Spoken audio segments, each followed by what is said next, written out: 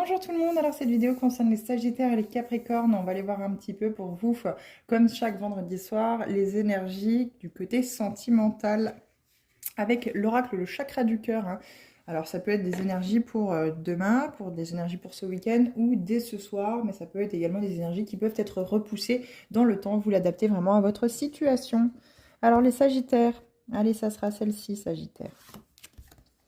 Pause émotionnelle et relationnelle. On vous parle du chakra coronal. Il est question de vous connecter à votre chakra coronal pour recevoir les messages de l'au-delà, pour vraiment retrouver cette connexion à vous-même, cette connexion aux autres aussi également. Pause émotionnelle et relationnelle, ça veut dire que très clairement, il n'y a que votre mental qui travaille. Vous n'écoutez absolument pas votre cœur, vous n'écoutez pas votre intuition, vous n'allez pas vers ce que vous ressentez, vous n'écoutez pas non plus vos besoins.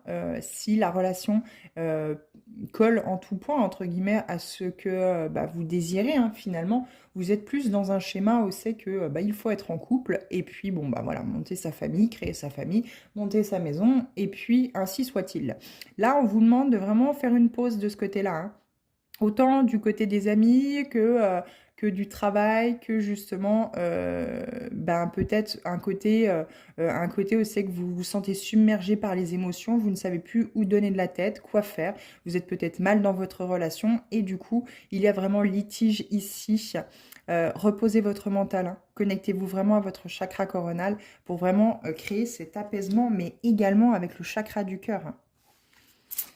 Alors les Capricornes, blocage matériel et financier. Il est question ici de trouver pourquoi dans vos relations il y a toujours ce blocage matériel ou financier. Peut-être que vous rencontrez tout le temps des personnes qui sont eh bien, malheureusement dépourvues finalement de biens financiers et peut-être que ces personnes-là profitent finalement de vous. Ou alors c'est vous qui êtes dans des situations où c'est qu'avec la personne qui partage votre vie, il y a beaucoup de blocages au niveau matériel, vous avez beaucoup de mal à acquérir ce dont vous avez besoin, ce dont vous souhaitez. Et eh bien l'argent part aussi vite qu'elle rentre, hein. Il y a vraiment peut-être justement ce côté-là de peur aussi également, hein, de manquer de ce côté matériel et financier. Et du coup, ça crée vraiment un blocage dans votre situation.